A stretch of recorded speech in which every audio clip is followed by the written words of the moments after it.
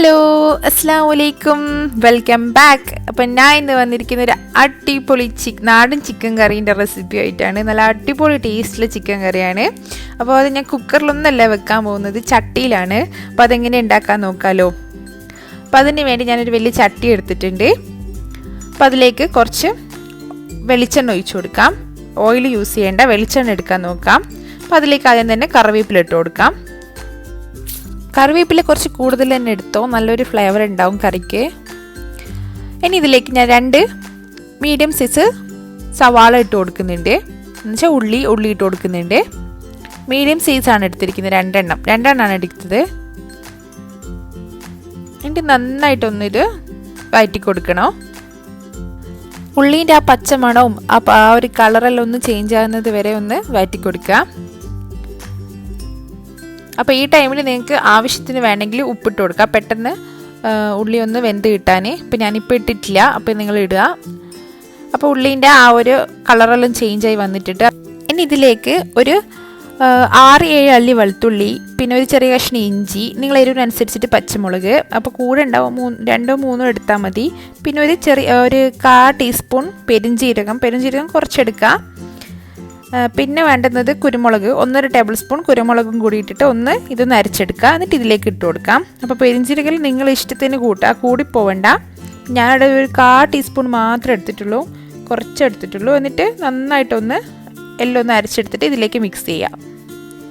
ഇനി ഇതിലേക്ക് തക്കാളി എടുത്തിട്ടുണ്ട്. അപ്പോൾ ഞാൻ 2 തക്കാളി എടുത്തിട്ടുണ്ട്.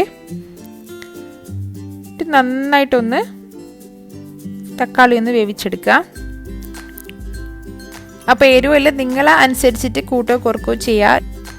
അപ്പം ഞാനിവിടെ ഒരു 2 പച്ചമുളക് എടുത്തിട്ടുള്ളൂ, കാരണം നമ്മൾ കുരുമുളക് പൊടി ഇടുന്നുണ്ടല്ലോ 1.5 ടേബിൾ സ്പൂൺ, അതുകൊണ്ട് 2 പച്ചമുളക് മാത്രമേ എടുത്തിട്ടുള്ളൂ. അപ്പോൾ അത്യാവശ്യം നല്ലൊരു എരിവുണ്ടായിരുന്നു, അപ്പോൾ ശ്രദ്ധിക്കാതെ.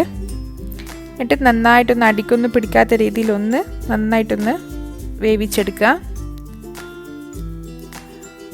ഇങ്ങനെ 1/4 ഭാഗം നമ്മളെ ഉള്ളിയും തക്കാളിയിലും ആയിട്ടുണ്ട്. ഇനി അതിലേക്ക് നമ്മൾ കഴുകി വൃത്തിയാക്കി വെച്ച് ചിക്കൻ ഇട്ട് കൊടുക്കാം. അപ്പോൾ ഇതൊരു 3/4 കിലോ ചിക്കൻ ഉണ്ടാവും. എന്നിട്ടിത് നന്നായിട്ടൊന്ന് ഇതിലേക്ക് മിക്സ് ചെയ്യുക മസാലയിലേക്ക്. അപ്പോൾ നന്നായിട്ട് ആദ്യം തന്നെ വെള്ളമൊന്നും ഒഴിച്ചു കൊടുക്കണ്ട, ഇത് തന്നെ നന്നായിട്ടൊന്ന് മിക്സ് ചെയ്തൊന്നും കുക്കായി വരണം. എന്നിട്ട് വെള്ളം ഒഴിച്ചു കൊടുത്താൽ മതി.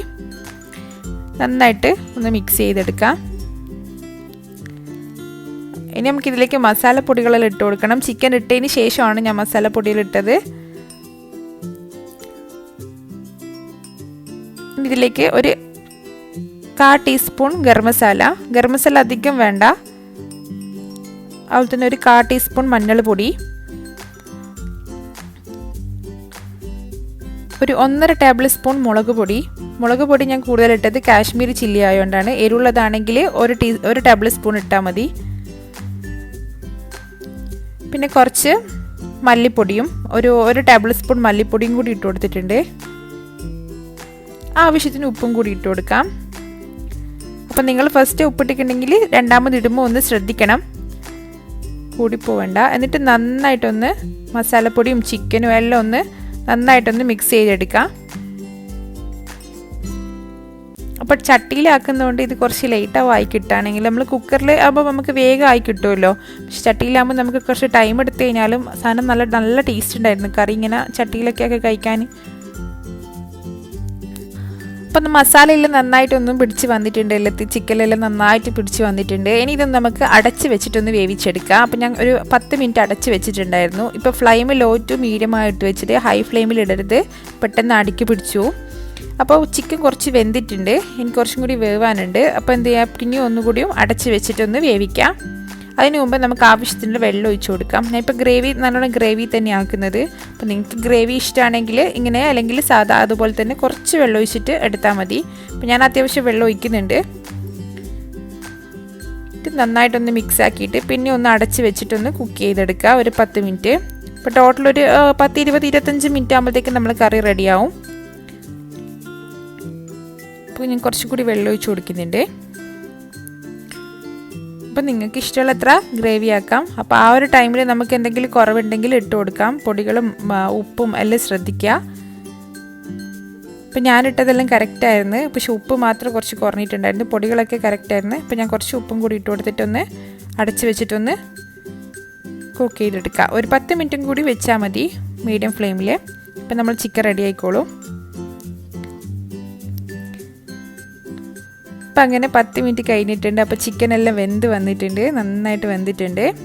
അപ്പോൾ കറക്റ്റ് ഒരു 25 മിനിറ്റ് ആകുമ്പോഴത്തേക്ക് നമ്മൾ കറി റെഡിയാവും. അപ്പം നല്ല മണമൊക്കെ വരുന്നുണ്ട്. നല്ല വെളിച്ചെണ്ണേൻ്റെയും ആ ഒരു കറിവേപ്പിലേൻ്റെയും ഒരു ടേസ്റ്റ് ആയിരുന്നു ശരിക്കും മുന്നിൽ. നല്ല ടേസ്റ്റ് ഉണ്ടായിരുന്നു. ഇതിൽ ഞാൻ മല്ലിച്ചപ്പോ അങ്ങനത്തെ ഒന്നും ഇടുന്നില്ല. ശരിക്കും നാടൻ ടേസ്റ്റ് തന്നെ ഉണ്ടായിരുന്നു. കറി നല്ല ടേസ്റ്റ് ഉണ്ടായിരുന്നു. എല്ലാവരും ഒന്ന് ട്രൈ ചെയ്ത് നോക്കണം. ട്രൈ ചെയ്തിട്ട് നിങ്ങളുടെ അഭിപ്രായങ്ങൾ കമൻസിലൂടെ അറിയിക്കുക. പിന്നെ വീഡിയോ എല്ലാവർക്കും ഇഷ്ടപ്പെട്ടെന്ന് വിചാരിക്കുന്നു. ഇഷ്ടപ്പെട്ടിട്ടുണ്ടെങ്കിൽ എൻ്റെ ചാനൽ ഒന്ന് സബ്സ്ക്രൈബ് ചെയ്യുക. തൊട്ടടുത്തുള്ള ബെല്ലൈക്കണും കൂടി ഒന്ന് പ്രസ് ചെയ്യുക. പിന്നെ നിങ്ങളുടെ ഫ്രണ്ട്സിനും ഫാമിലീസിനെല്ലാം ഒന്ന് ഷെയർ ചെയ്യുക. പിന്നെ എല്ലാവരും സപ്പോർട്ട് ചെയ്യുക. പിന്നെ ഇതുപോലത്തെ നല്ല നല്ല വീഡിയോകളായി വരുന്നവരെ ബായ്.